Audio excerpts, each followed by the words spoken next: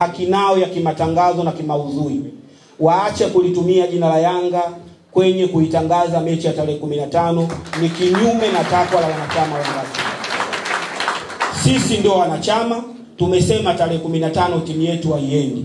Tusingependa chombo kingine chochote cha habari au wadau wengine wowote wa habari wakatumia fursa ya kuitumia klabu yetu, wakatumia fursa ya kuitumia logo yetu, wakatumia fursa ya kuwatumia wanachama wetu kwenye kuitangaza mechi ya tarehe 15.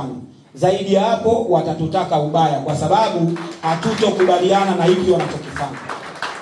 Kwa hiyo tumewalai katika lugha nyepesi kabisa. Kama waelewa waelewe, lakini kama si waelewa tutawaelewesha nini maana ya kufuata taratibu na kutumia logo yetu au kutumia jina letu au wanachama wetu kinyume na utaratibu ambao sisi wenye klabu tumeutabanisha kwa umma.